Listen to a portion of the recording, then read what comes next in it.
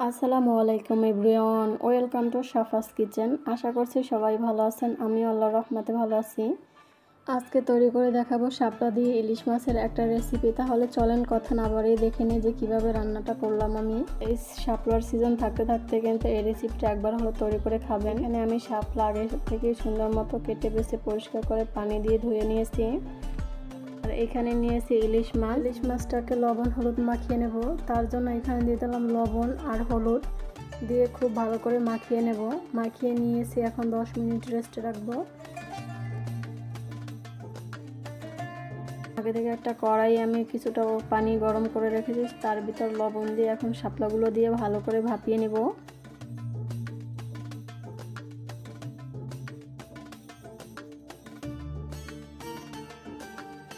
বলক উঠে গেছে, শাপলাটাও কিন্তু কালারটা চেঞ্জ হয়ে গেছে। বেশি আবার সিদ্ধ করব না, জাস্ট বলক ওঠার পরেই আমি কিন্তু নামিয়ে নিয়েছি। তারপরে পানিটা জড়িয়ে সাইড করে রেখে এখন একটা ফ্রাই প্যানে দিয়ে দেবো পরিমাণ মতো রান্নার তেল। তেলটা গরম হওয়ার পরে আগে থেকে যে মাছটাকে লবণ হলুদ মাখিয়ে রেখেছি সেটাকে দিয়ে খুব সুন্দর করে ভেজে নিব।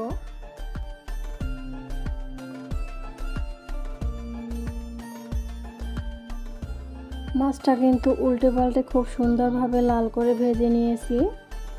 এখন আমি নামিয়ে নেব। তারপরে ওই প্যানের তেলগুলো অন্যটা কড়াইতে নিয়ে নিলাম। তারপরে কালো জিরার ফোড়ন করে এখানে পেঁয়াজ রসুন বাটা আর কাঁচামরিচ চেরা একসাথে দিয়ে ভালো করে নাড়াচাড়া করে দিলাম। তারপরে দিয়ে দেবো স্বাদ মতো লবণ। লবণটা অবশ্যই পরিমাণ মতো দিতে হবে, কারণ আগে মাছে দেয়া আছে ভেজে নেওয়ার জন্য, আর শাপলাটা ভাপানোর জন্য দেয়া আছে। তারপরে বেশ কিছুক্ষণ ভেজে নেওয়ার পর এখানে পানি দিয়ে দিলাম। গুঁড়ো মশলাগুলো অ্যাড করে দেবো, হলুদের গুঁড়া, মরিচের গুঁড়া আর সামান্য পরিমাণে ধনিয়ার গুঁড়া দিয়ে ভালো করে এখন তেলের সাথে ভেজে নেব। বেশ কিছুক্ষণ ভেজে নিয়েছি, দেখতে পাচ্ছেন। এইখানে এখন মশলাটা কষানোর জন্য দিয়ে দেব পানি অল্প পরিমাণে। পানিটা দিয়ে খুব ভালো করে মিশিয়ে নেওয়ার পরে এখন একটা ঢাকনা দিয়ে মশলাটাকে কষিয়ে নেব খানিকক্ষণ।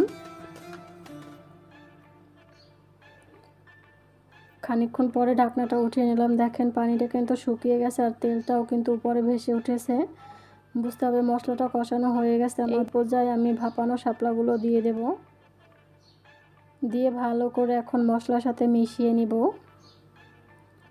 খুব সুন্দর করে মিশিয়ে নেওয়া হয়ে গেছে, কিন্তু এখন আমি শাপলাটাকে কিছুক্ষণ কষিয়ে নেব ঢাকনা ছাড়া। ঢাকনা দেওয়া যাবে না এই পর্যায়ে, তাহলে কিন্তু একবার নরম হয়ে যাবে, কিন্তু সেক্ষেত্রে শাপলাটা খেতে ততটা ভালো লাগে। সেই জন্য ঢাকনাটা ছাড়া কিছুক্ষণ কষিয়ে নেব।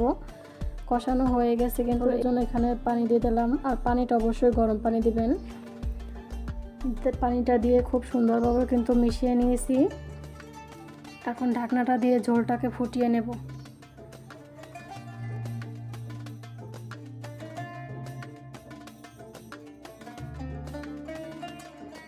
দেখতে পাচ্ছেন অল্প কিছুক্ষণ পরে কিন্তু ঢাকনাটা আমি নামিয়ে নিলাম।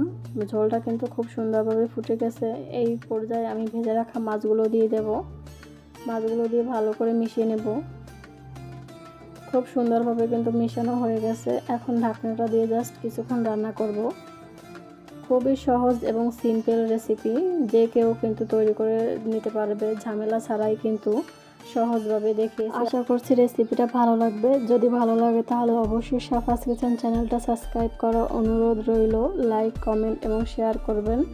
বেল বাটনটা অবশ্যই প্রেস করে রাখবেন, যাতে ভিডিও ছাড়ার সাথে সাথেই আপনাদের কাছে নোটিফিকেশন চলে যায়।